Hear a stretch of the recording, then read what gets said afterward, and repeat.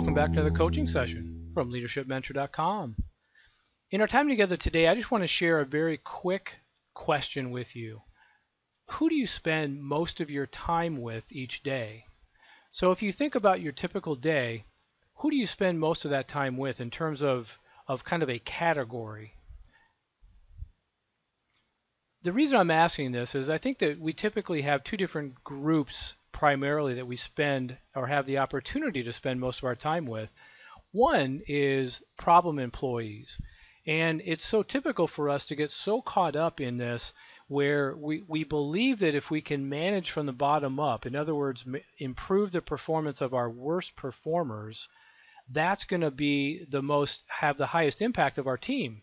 And what I want to encourage you to do is turn that upside down and say, what happens if I spent more of my time with the top performers? Have you ever had one of your top performers on the team just up and quit the organization or want to move to another team? Oftentimes what happens is because these top performers are not getting the attention basically and the development that they really want and need, oftentimes they feel like they need to go to another team or organization. Even though they're doing a good job, they're not getting that reinforcement. I just wanted to take a little bit of time this week and just have you stop and think about where are you spending more of your time.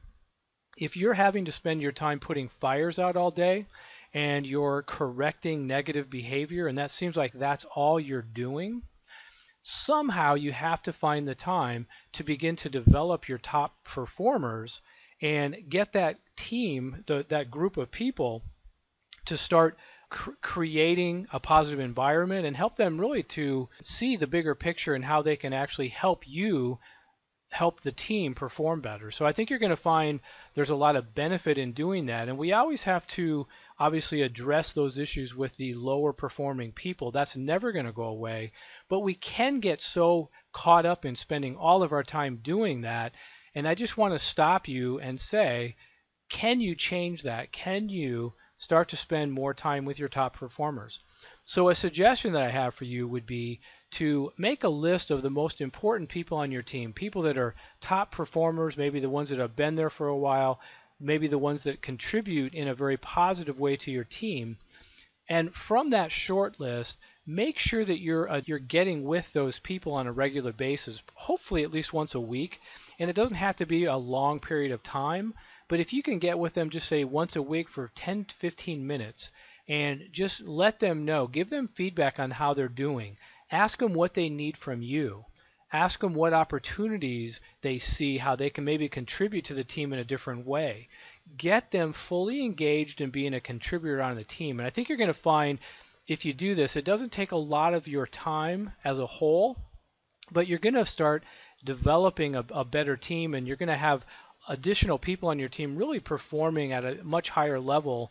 The problems, even though they don't go away, will tend to reduce on your team as you start to do this more and more.